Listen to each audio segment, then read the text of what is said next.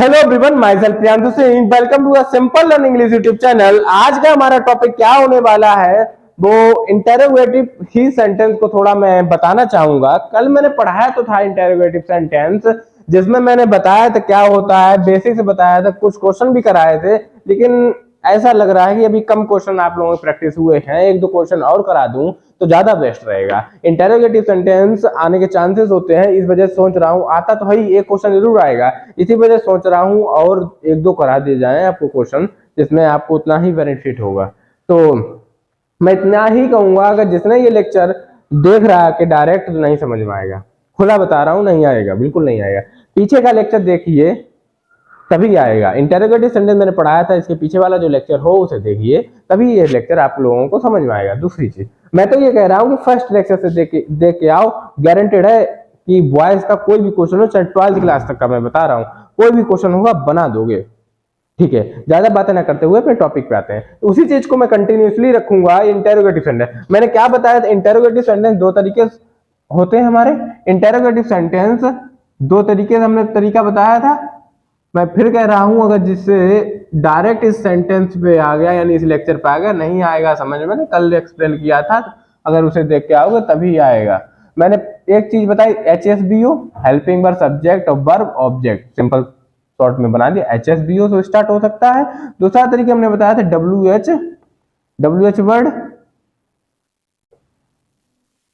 WH word और फिर वही HSBO, यानी यही फॉर्मेट होते हैं। लास्ट में क्या लगता है, क्वेश्चन मार्क लगता है। ये हमने बताए थे। ये इंटेरोगेटिव सेंटेंस दो तरीके से पूछे जा सकते हैं। तो हेल्पिंग वर्ब से स्टार्ट हो सकता है, WH वर्ड से स्टार्ट हो सकता है। एक कुछ क्वेश्चन मैंने कराए थे, क्वेश्चन मैं आप लोगों को दे रहा हूं, उसे कीजिए। अब थोड़ा वर्ब, हेल्पिंग वर्ब है, जो हेल्पिंग वर्ब है, एक क्वेश्चन ऐसा लिखो। अच्छा, किस तरीके से? हाँ, एक चीज मैंने बताया, WH वर्ड में हु के लिए मैंने एक अलग से एक चीज बता रखी थी। हु के लिए मैं दो कल तरीके बताए थे, किस तरीके से बनाया जाता है हु के लिए। तो सिंपल सी चीज है, हु दिया जाएगा, फिर HSBO, यानी हु वाले क्वेश्चन होते हैं, कुछ नहीं किया जाएगा। पैसिव वॉइस जब भी इसका बनाओगे तो क्या कर दोगे, बाई हुम कर दोगे, बाई हुम लिख दोगे, और फिर इसके बाद फिर वही चीज HSBO। समझ में आया हो आप लोगों को? समझ में आ गया होगा। डस्टर कहाँ गया? अब इसी वजह से एक मैं एग्जाम्पल कर लो, आप आ जाओ, एक एग्जाम्पल हम लोग करते हैं। जो मैंने हु वाले का पहले करा दें आपको, जो कि हु, एक मिनट, हु शो मी, ये सिंपल रखते हैं, शो मी। मैंने सिंपल सी चीज बताई और हमेशा लास्ट में क्वेश्चन मार्क लगेगा। हु से स्टार्ट, यानी WH वर्ड वाला है। ठीक है, अब कैसे बनाते हैं, हमने पैसिव वॉइस अभी बताया, कुछ नहीं, दो तरीके बताए थे कल, जैसे देखना नहीं, सिंपल तरीका ये भी बता रहे, बाई होम लगाओ, ये भी कल मैंने बताया, बाई होम, हु की जगह डायरेक्ट बाई होम लगाओ, फिर उसके बाद वही करो HSBO, helping verb. Helping verb क्या आएगी, वो हमेशा हमने बताया किसके अकॉर्डिंग आएगी, वर्ब के। वर्ब कौन सी है, सेकंड फॉर्म, सेकंड फॉर्म के हिसाब से वॉज आएगा। ठीक है, हेल्पिंग वर्ब से सब्जेक्ट आएगा। सब्जेक्ट क्या है, मी को सब्जेक्ट में कन्वर्ट करो, आई आ जाएगा। फिर वर्ब आएगी, सी सो सीन, थर्ड फॉर्म हमेशा पैसिव वॉइस में वर्ब आती। आई होप क्लियर हो गया होगा, बस सिंपल है। हु वाले ऐसे ही बाई हुम लिखो उसकी जगह पे, हु की जगह पे, और by HSBO, H helping verb किसके अकॉर्डिंग, वर्ब के अकॉर्डिंग, फिर S सब्जेक्ट, फिर वर्ब, फिर ऑब्जेक्ट। ठीक है, आई होप समझ में आ गया होगा। एक और क्वेश्चन आप लोगों को करा देता हूं, एक और क्वेश्चन लिखते हैं। ठीक है, एक और क्वेश्चन लिखते हैं। एक question, do you play, do you make some, do you play या क्रिकेट, क्या तुम क्रिकेट खेल सकते हो? कोई भी यहाँ बुक नहीं रखी होती ना, यहाँ कोई भी मैं क्वेश्चन लिख के लाता हूँ। जो क्वेश्चन मेरे मन में पुटअप होते हैं वही क्वेश्चन आप लोगों को कराते हैं, और वही चीज है मैं जो पढ़ाता रहता हूँ, वही क्वेश्चन निकलते हैं। यानी आपके बोर्ड के हो सकते हैं, किसी भी एग्जाम के हो सकते हैं, बस प्रैक्टिस से आप लोग लेना देना, कि ऐसा नहीं कि वो क्वेश्चन नहीं करा रहे जो मैं बोर्ड पेपर में आया था, ऐसा नहीं होता है। क्वेश्चन करना सीखो, क्वेश्चन वो खुद कर लोगे आप लोग, समझे? तो डू यू प्ले या क्रिकेट, क्वेश्चन यहाँ निकलते हैं मन से, जो मन में क्वेश्चन निकल आया वही क्वेश्चन कराते हैं। कोई नोटबुक या कुछ बुक्स वगैरह नहीं रखते हैं, आप लोग देखते होंगे, डायरेक्ट मैं आता पढ़ाता रहता हूँ, नीचे ऊपर कहीं नहीं देखता हूँ। ठीक है, तो डू यू प्ले या cricket, do you play a cricket. अब ये हेल्पिंग वर्ब से स्टार्ट हो रहा, अब हेल्पिंग वर्ब से स्टार्ट हो रहा तो भाई हेल्पिंग वर्ब वाला पैसिव वॉइस में फॉर्मेट लगाओ HSBO, HSB। तो हेल्पिंग वर्ब डू, डू कौन सी फॉर्म है, मैंने हेल्पिंग वर्ब में फर्स्ट लेक्चर में बताया था कि डू कौन सी फॉर्म है, फर्स्ट फॉर्म है। जो फर्स्ट फॉर्म है तो फर्स्ट फॉर्म के हिसाब से क्या आता है पता होगा, इज आएगा या एम आएगा या आर आएगा। आई होप समझ में आया होगा।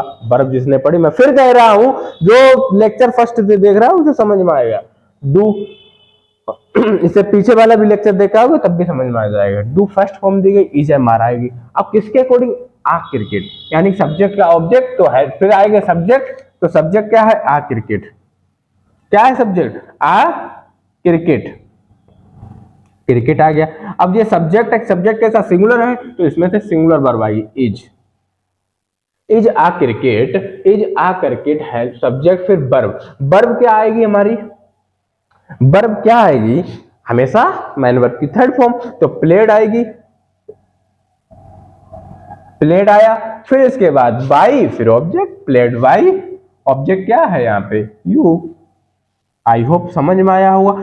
अगर कहीं कहीं ऐसा होता है कि वर्ब, देखो हेल्पिंग वर्ब जो है, हेल्पिंग वर्ब दो तरीके, दो क्या तीन तरीके से ऐसे आ जाती हैं।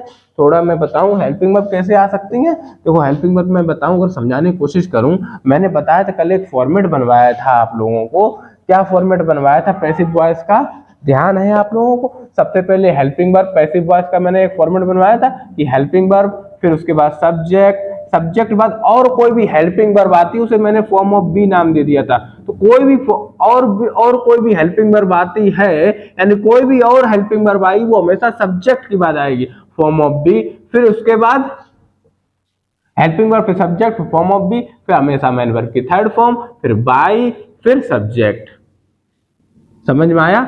इस तरीके से मैंने बताया, तो लास्ट में क्वेश्चन मार्क लग जाएगा, लास्ट में क्वेश्चन मार्क लग जाएगा, ये मत भूलना, ठीक है। इस तरीके से मैं क्वेश्चन लेता हूं, अगर कोई भी हेल्पिंग वर्ब या नोट आता है वो सब्जेक्ट के बाद आएगा, ठीक है। तो कोई भी हेल्पिंग वर्ब जैसे कैसे हो सकती है हमारी हेल्पिंग वर्ब, जैसे हेल्पिंग वर्ब ऐसे आ सकती है, कोई भी एक आएगी तो वो तो शुरुआत में आ ही जाएगी। कहीं कहीं हेल्पिंग वर्ब तुम्हें इज बिंग भी मिल जाए, दो आ गई तो बिंग कहाँ आएगी, ये भी हेल्पिंग वर्ब है हमारी, फॉर्म ऑफ बी है, तो ये सब्जेक्ट के बाद आएगी। Is not, is have not been, have not been, अब तीन आ गई, हैव नॉट बीन, तो कैसे आएंगे ये, हैव यानी शुरुआत में आएगा, फिर नॉट बीन वो, यानी कि जो दूसरी भी वर्ब आएगी वो सब्जेक्ट के बाद आएगी। बस इतना समझाने की कोशिश कर रहा था। अब आ जाओ एग्जाम्पल करेंगे, जिसे नहीं आया वो एग्जाम्पल तो समझ जाएगा। आ जाओ एक एग्जाम्पल करते हैं, आ जाओ। हाँ example, is he not, is he not. मैं फिर कह रहा हूं, अगर जिसने नहीं देखा पीछे वाला लेक्चर तो नहीं आएगा समझ। Is he not writing a letter, writing a letter. आ जाओ वही चीज है, कैसे करेंगे। तो इज, आज क्वेश्चन की प्रैक्टिस हो रही है, इंटरोगेटिव पैसिव वर्ब। सबसे पहले इज है, इज वैसा ही आ जाएगा, वो किसके अकॉर्डिंग आएगा, आ लेटर यानी ऑब्जेक्ट आगे आएगा, आ लेटर। आ लेटर कैसा है, सिंगुलर, तो इज की जगह पे सिंगुलर ही इज ही तो आई, ये भी सिंगुलर है। फिर इसके बाद यानी क्या आएगा, नोट लिखा, फिर सब्जेक्ट आ गया है, इसके बाद नोट आएगा, नोट। फिर और कोई भी वर्ब आएगी ना, वर्ब देखो आईएनजी है, आईएनजी के साथ क्या आता, बीइंग आता। Is a letter not being written, written by he का हिम। दोबारा समझा दे रहे कैसे हुआ। देखो ये मैंने एक सेंटेंस लिखा है, इसमें इज है जो हेल्पिंग वर्ब से स्टार्ट हो रहा है सेंटेंस। हेल्पिंग वर्ब से जो सेंटेंस स्टार्ट होते हैं वो इंटरोगेटिव सेंटेंस होते हैं, तो ये भी हेल्पिंग वर्ब से हमारा स्टार्ट हुआ, बिल्कुल हुआ। तो हेल्पिंग वर्ब से हमने हेल्पिंग वर्ब HSBO, एच आ गई, फिर सब्जेक्ट आ गया, सब्जेक्ट यानी ऑब्जेक्ट का सब्जेक्ट हो जाता, सब्जेक्ट का ऑब्जेक्ट होता। फिर इसके बाद वर्ब आई, वर्ब क्या आएगी, उससे पहले मेरी पहले एक और फॉर्म ऑफ बी आ रही है, नॉट बीइंग यानी बीइंग, तो ये सब्जेक्ट के बाद आएगी, यानी और कोई भी हेल्पिंग वर्ब आएगी वो सब्जेक्ट के बाद आएगी। फिर उसके बाद मैन वर्ब की थर्ड फॉर्म, फिर बाई, फिर ऑब्जेक्ट के फॉर्म में सब्जेक्ट आ जाएगा। समझ में आया? ही का ऑब्जेक्ट क्या होता है? हिम। समझ में आ गया होगा। तो इंटेरोगेटिव आप लोगों के सेंटेंस खत्म हो गए। मैंने हर एक क्वेश्चन कराने की कोशिश की, हर क्वेश्चन आपको समझाने की कोशिश की। आई होप आपको अब कोई भी क्वेश्चन नहीं बचा होगा। तो अब मूव करते हैं नेक्स्ट टॉपिक पे। कोई कोई सेंटेंस आप लोगों ने ऐसे देखे होंगे,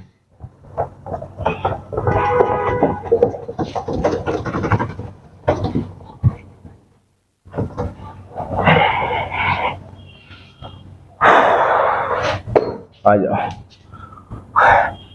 हाँ, कोई सेंटेंस आप लोगों ने ऐसे देखे होंगे जिसमें मैं बात करूं डबल ऑब्जेक्ट की। कोई नहीं पढ़ाता होगा, लेकिन मैं बता रहा हूं, कहीं कहीं दिक्कत आ जाती है बच्चों को। डबल ऑब्जेक्ट, डबल ऑब्जेक्ट कैसे? एक सेंटेंस लिखता हूं, एक सेंटेंस लिखता हूं, फिर बताता हूं। I am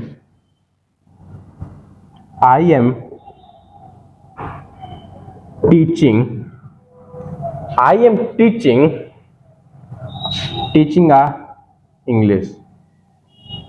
I am teaching you English.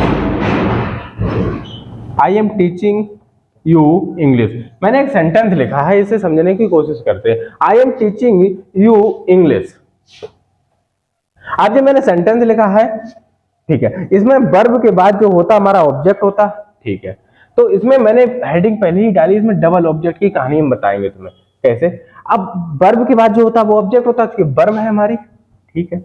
ये वर्ब के बाद कितने ऑब्जेक्ट हैं? एक ये है, एक ये है। चलो मैं एक और लिखता हूं, अभी समझ में आएगा अच्छे से। इसी सेंटेंस को लिखते हैं एक नए तरीके से। I am teaching a English to you. कुछ अंतर देखा ऊपर वाले सेंटेंस और नीचे वाले सेंटेंस में? कुछ अंतर देखा? क्या दिख रहा है? I am teaching a English to you, यानी डबल ऑब्जेक्ट की कहानी है। तो वर्ब के बाद जो वर्ब होती है उसके बाद तुम्हें दो ऑब्जेक्ट दिखेंगे। कितने ऑब्जेक्ट दिखेंगे? एक दो ऑब्जेक्ट दिखेंगे। एक तुम्हें दिखेगा लिविंग, एक तुम्हें दिखेगा लिविंग, एक तुम्हें दिखेगा नॉन लिविंग। कैसे दिख रहा है? एक तुम्हें दिख रहा लिविंग, एक तुम्हें दिख रहा नॉन लिविंग। देखो, आई एम टीचिंग यू एक लिविंग है और ये नॉन लिविंग है। समझ में आया? तुम्हें क्वेश्चन तो बना के देगा, लेकिन मैं समझाने की कोशिश कर रहा हूं, अगर बाई चांस कि सेंटेंस में कुछ एरर दिखे इस वजह से। आई एम डबल ऑब्जेक्ट की कहानी है। वर्ब के बाद कितने ऑब्जेक्ट हैं? दो। तो टीचिंग एंड वर्ब के बाद कितने ऑब्जेक्ट हैं? एक ये है, एक ये है। तो पैसिव बनाने के लिए हम किस ऑब्जेक्ट को आगे लाएंगे? अब जब भी लिविंग बीइंग ऑब्जेक्ट आया, उसके बाद तुरंत नॉन लिविंग बीइंग ऑब्जेक्ट आ गया। कौन सा आ गया? Non living being. तो इसके बीच में कुछ नहीं लगा हमारा, लगा? नहीं लगा। जब नॉन लिविंग पहले ऑब्जेक्ट आ जाएगा तो उसके बाद लिविंग आएगा, तो उसमें प्रीपोजिशन ऐड हो जाएगी। देखो प्रीपोजिशन ऐड हुआ, यानी ये टीचिंग वर्ब है, वर्ब के बाद आ इंग्लिश यानी कि नॉन लिविंग है, उसके बाद लिविंग आया, उसके बीच में एक वर्ब प्रीपोजिशन आ गई। क्या आ गई? प्रीपोजिशन आ गई। वो प्रीपोजिशन कौन कौन सी हो सकती है? टू या फोर ही होंगी, इनके अलावा और कोई नहीं दी जाएगी। हाँ बिल्कुल कंफर्म है, यही दो हेल्पिंग वर्ब प्रीपोजिशन दी जाएंगी। अब इन जैसे सेंटेंस को बनाते कैसे? दिक्कत क्या है? नहीं तुम्हें किसी टीचर ने बताया होगा कि ये टॉपिक होता है, लेकिन हाँ अगर इसे सीख लो, कभी कभी आप लोगों को ऑब्जेक्ट छांटने में दिक्कत हो जाती है। ऑब्जेक्ट छांटने में देखो, वर्ब के बाद है इसका पैसिव वॉइस बनाओगे, अब कहोगे सर यू लेके आए या इंग्लिश लेके आए, तो इसमें छांटने में दिक्कत हो जाती है। तो इसी वजह से मैंने ये समझाया है। तो ठीक है, तो लिविंग बीइंग है ऑब्जेक्ट। अगर तुम लिविंग बीइंग ऑब्जेक्ट से बना रहे हो, सब्जेक्ट का ऑब्जेक्ट यानी यू आ गया, ठीक है। फिर इसके बाद क्या आएगा? एस एच बी ओ, फिर हेल्पिंग वर्ब एम है, एम इज एम आर होती, इसके साथ यू के साथ क्या आएगा? यू आर आएगा, बिल्कुल। फिर इसके बाद क्या आएगी? फॉर्म ऑफ बी, यानी टीचिंग आईएनजी है तो यू आर विंग। अब जो सेकेंड ऑब्जेक्ट बचता है वो अपने प्लेस पे आएगा, यानी वर्ब के बाद आएगा, वर्ब के बाद ही तो है। तो यू आर विंग टीचिंग, और थर्ड फॉर्म आएगी टॉट, TAUGHT, टॉट हो गया थर्ड फॉर्म। फिर वो अपने उसी प्लेस पे रहेगा इंग्लिश बाई आई का मी। समझ में आया? नहीं आया? दोबारा समझो। यानी कभी कभी ऐसा होता होगा, कभी कभी तुम्हें वर्ब के बाद दो ऑब्जेक्ट दिख जाते हैं। वो दो ऑब्जेक्ट क्या क्या हो सकते हैं? एक लिविंग हो सकता है या नॉन लिविंग हो सकता है, दोनों हो सकते हैं। तो कभी कभी दोनों आ जाएंगे, तो पहले लिविंग दिया जाएगा, फिर उसके बाद नॉन लिविंग दिया जाएगा। तो लिविंग दिया जाएगा, उसके बाद नॉन। अगर उल्टा दे दिया गया, नॉन लिविंग दे दिया फिर लिविंग दिया, तो उनके बीच में प्रीपोजिशन तुम्हें दी जाएगी। फिर तुम कंफ्यूज हो जाते हो क्वेश्चन को कैसे बनाया जाए। तो इसको लिविंग बीइंग वाला ऑब्जेक्ट तुम उठा के आगे ले आओगे, फिर उसी तरीके से अपने फॉर्मेट से चलते रहेंगे। SHBO वाले, यानी सब्जेक्ट फिर हेल्पिंग वर्ब फिर वर्ब फिर ऑब्जेक्ट। समझ में आया? इस तरीके से बनाने आते हैं, बना लिया। ठीक, अब जो अगर तुम लाना चाहते हो इस वाले ऑब्जेक्ट को, तब भी बना सकते हो। कैसे बना सकते हो? इंग्लिश आगे ले आओगे, तो जो बचा है लिविंग बीइंग ऑब्जेक्ट, उसके साथ फिर प्रीपोजिशन के साथ वो, अगर तुम इसे लाना चाहते हो तब भी बना सकते हो। इंग्लिश ऑब्जेक्ट आ गया, फिर इसके बाद हेल्पिंग वर्ब आएगी, इंग्लिश के साथ इज आएगा, फिर बीइंग आएगी, फिर वही तो रहेगी टॉट टू यू। फिर जब भी ये ऑब्जेक्ट आएगा उसके बाद फिर एक प्रीपोजिशन, टू या फोर, दो ही आ सकती हैं। टू यू को अपने पोजिशन में बाई एम। आई होप क्लियर हो गया होगा। इस सेंटेंस को आप लोगों को बनाना है, बना लोगे, चाहे कोई सा भी object. Are English is being taught to you by me. इसी तरीके से बनेगा। आई होप ये भी कॉन्सेप्ट आप लोगों को आ गया होगा। इसे कमेंट सेक्शन एरिया में बताना। समझ में आया? किसी टीचर ने ये कॉन्सेप्ट नहीं पढ़ाया होगा, लेकिन मैंने पढ़ाया। आई होप बहुत आप लोगों की मदद करेगा आगे चल के ये। एक और कॉन्सेप्ट की बात कर लेते हैं, फिर क्लास को एंड करते हैं।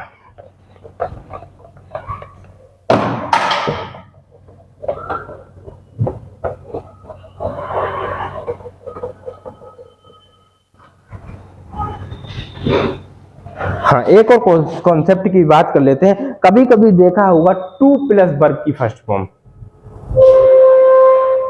ऐसे सेंटेंस देखे होंगे।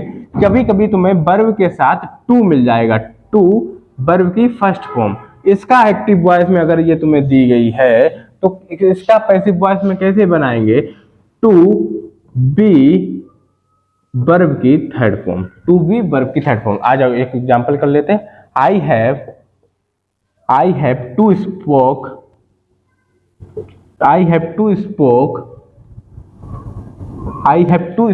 English।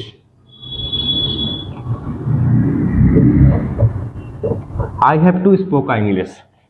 हाँ, आ जाओ वही चीज। सबसे पहले SHBO को सिंपल है सेंटेंस, सिंपल ही सेंटेंस। तो सबसे पहले सब्जेक्ट यानी ऑब्जेक्ट, ये सब्जेक्ट, सब्जेक्ट ऑब्जेक्ट, तो आ इंग्लिश। फिर हैव होता, हैज या हैव होगा, तो सिंगुलर है, सिंगुलर के साथ हैज आएगा, आ गया। टू स्पोक, तो क्या हो जाएगा? टू बी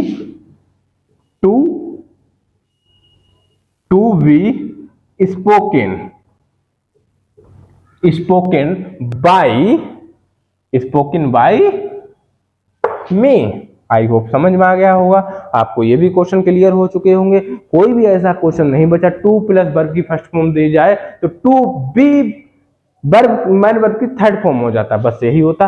टू वाले question I have to spoke का इंग्लिश मैंने करा रखा है, करा दिया है, समझ में कुछ नहीं होगा। To spoke, to plus verb की फर्स्ट फॉर्म है, तो इसकी जब क्या हो जाए? टू बी लगा दोगे बीच में, वही फॉर्मेट जो बनाते आ रहे हैं उसी तरीके से बनते रहेंगे। तो आई होप आपको ये टॉपिक समझ में आए होंगे।